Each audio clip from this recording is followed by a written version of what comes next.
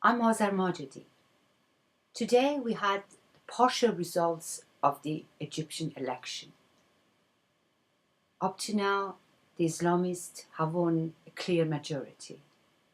But wasn't that expected, really, from the events that unfolded in past few weeks? People who came to the streets, people who occupied Al Tahrir Square last week, the week before the election, people who came to streets in Alexandria and Suez, people who fought with the army and the police, got injured and hundreds got killed in that protest. They knew what was going to happen in that election. Of course, people came to the streets, occupied the streets a few months ago. They showed a show of strength. They manifested their protest and their demands. A heroic movement took place. Many got injured, many got killed, but they stayed till they got rid of Mubarak, the top man, the man who reigned over Egypt for 30 years and who had killed many people, who had put many people in jails and tortured. A man who had just become so rich at the expense of the workers and ordinary people who lived in poverty and misery. But that wasn't the only thing people wanted. People wanted to change the whole regime. They didn't want to just get rid of Mubarak and have the army take over everything. From the next day, it was the same old story. Activists were taken to jail, people were tortured, nobody could protest, workers wanted to strike, they had to face the army, strikes were banned. People got fed up. They didn't want this to happen after all that struggle and sacrifice they had shown. So they came to the street again. They came to say that they want the army to resign. They wanted a civil government. Again, people got killed. Again, people got injured. Again, a heroic action against the force of brutality, reaction, and oppression. They knew what they were doing. They wanted to have an election the way they had planned it. After a few months of oppression and all the activities being crushed and no free speech, no free strike, no free organization, of course the only movement which always had its own party, which always had worked more or less openly, were the Islamists, the Muslim Brotherhood, and some other sorts of even more strict Islamist groups who have won 20%, as they say, and the Muslim Brotherhood in the so-called Party of Freedom and Justice have won almost 40% of the votes. That was clear. People were not represented in that election. They would never be under such situation. People will never have their own representatives. So they queue, they vote, and who gets the power?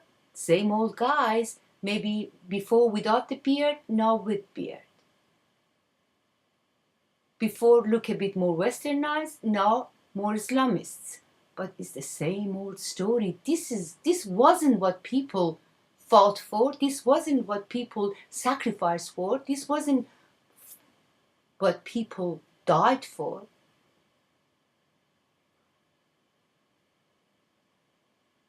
But the people who took to the streets of Cairo, Alexandria, and Suez last week, who fought with the police and the army, who shouted down with the army regime, people who shouted that they wanted freedom, they will not stay still. They would do something, and that's what we have to concentrate on. What is to be done now? After the election is done, the parliament's going to be in the hands of the Islamists, and the other party, who's so-called secular party, who's won, has nothing to do with workers and ordinary people. They're not going to give us freedom. They're not going to give us equality. They're not going to create a prosperous society for us, ordinary people, for workers. They're just going to be taking care of their own pockets, just like the old days, just like the time of Mubarak.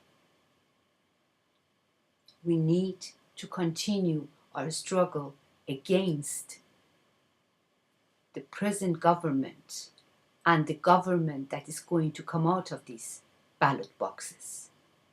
This government does not represent us, the ordinary people, the workers, the deprived, the women who want freedom, youth who want freedom of speech, freedom of political activities, who want work, who want job, who want prosperity. At the bottom line, our demands can be summarized in 3 words: freedom, equality, and prosperity for all. To achieve these aims, to create a better world for us, ordinary people, we have to continue with our struggle. But we have to organize ourselves. As long as we're not organized, they crush us, they quell all the protests, and they get on with their own business. We have to start creating our own councils in neighborhoods, in factories, in universities, in schools, at workplace. We have to decide in our general assemblies what we want to do, what we demand, and how we're going to get around doing it. As long as we fight, as long as we are united, as long as we are organized, as long as we clearly say we want freedom, equality, and prosperity for all, they can't rule over us.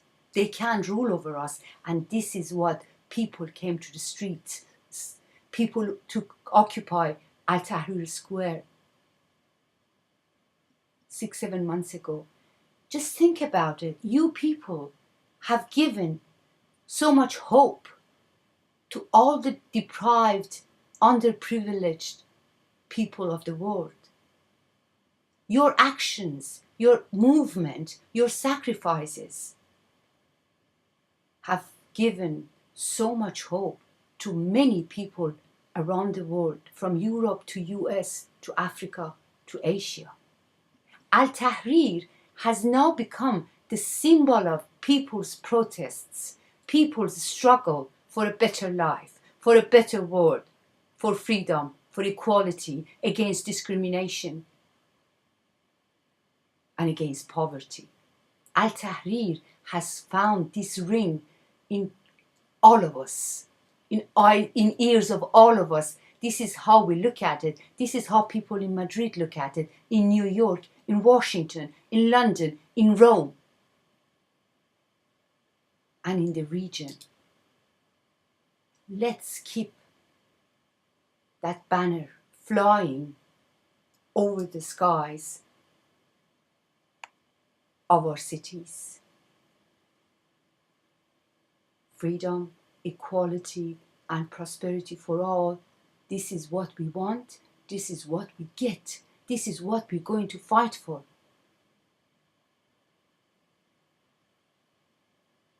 Islamists are going to do the same business as Mubarak's regime, and they're also going to restrict our lives